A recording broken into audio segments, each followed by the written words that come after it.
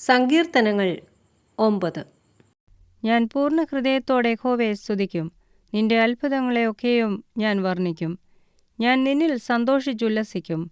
അത്യുന്നതനായുള്ളോവേ, ഞാൻ നിന്റെ നാമത്തെ കീർത്തിക്കും. എൻ്റെ ശത്രുക്കൾ പിൻവാങ്ങുകയിൽ ഇടറി വീണു, നിന്റെ സന്നിധിയിൽ നശിച്ചുപോകും. നീ എൻ്റെ കാര്യവും വ്യവഹാരവും നടത്തിയിരിക്കുന്നു. നീ നീതിയോടെ വിധിച്ചുകൊണ്ട് സിംഹാസനത്തിൽ ഇരിക്കുന്നു. നീ ജാതികളെ ശാസിച്ച് ദുഷ്ടനെ നശിപ്പിച്ചു. അവരുടെ നാമത്തെ നീ സദാകാലത്തേക്കും മായിച്ചു കളഞ്ഞു. ശത്രുക്കൾ മുടിഞ്ഞ് സദാകാലത്തേക്കും നശിച്ചിരിക്കുന്നു. അവരുടെ പട്ടണങ്ങളെയും നീ മറിച്ചു കളഞ്ഞിരിക്കുന്നു. അവയുടെ ഓർമ്മ കൂടി ഇല്ലാതെയായിരിക്കുന്നു. എന്നാൽ യഹോവ എന്നേക്കും വാഴുന്നു. ന്യായവിധിക്ക് അവൻ സിംഹാസനം ഒരുക്കിയിരിക്കുന്നു. അവൻ ലോകത്തെ നീതിയോടെ വിധിക്കും. ജാതികൾക്ക് നേരോടെ ന്യായപാലനം ചെയ്യും.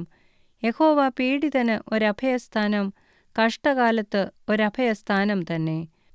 നിന്റെ നാമത്തെ അറിയുന്നവർ നിങ്കൽ ആശ്രയിക്കും. യഹോവേ, നിന്നെ അന്വേഷിക്കുന്നവരെ നീ ഉപേക്ഷിക്കുന്നില്ലല്ലോ. സിയോനിൽ വസിക്കുന്ന യഹോവയ്ക്ക് സ്തോത്രം പാടുവീൻ. അവൻ്റെ പ്രവൃത്തികളെ ജാതികളുടെ ഇടയിൽ ഘോഷിപ്പീൻ. രക്തപാതകന് പ്രതികാരം ചെയ്യുന്നവൻ അവരെ ഓർക്കുന്നു.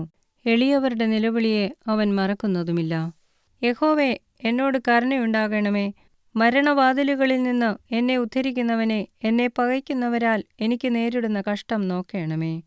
ഞാൻ സിയോൻ പുത്രിയുടെ പടിവാതിലുകളിൽ നിന്റെ സ്തുതിയെയൊക്കെയും പ്രസ്താവിച്ച് നിന്റെ രക്ഷയിൽ സന്തോഷിക്കേണ്ടതിന് തന്നെ. ജാതികൾ തങ്ങൾ ഉണ്ടാക്കിയ കുഴിയിൽ താണുപോയി, അവർ ഒളിച്ചുവെച്ച വലയിൽ അവരുടെ കാൽ തന്നെ അകപ്പെട്ടിരിക്കുന്നു. യഹോവ തന്നെത്താൻ വെളിപ്പെടുത്തി ന്യായവിധി നടത്തിയിരിക്കുന്നു. ദുഷ്ടൻ സ്വന്തം കൈകളുടെ പ്രവൃത്തിയിൽ കുടുങ്ങിയിരിക്കുന്നു. ദുഷ്ടന്മാരും ദൈവത്തെ മറക്കുന്ന സകല ജാതികളും പാതാളത്തിലേക്ക് തിരിയും. ദരിദ്രനെ എന്നേക്കും മറന്നുപോകുകയില്ല. സാധുക്കളുടെ പ്രത്യാശയ്ക്ക് എന്നും ഭംഗം വരികയുമില്ല. യഹോവേ, എഴുന്നേൽക്കണമേ. മർത്യൻ പ്രബലനാകരുതേ. ജാതികൾ നിന്റെ സന്നിധിയിൽ വിധിക്കപ്പെടുമാറാകട്ടെ.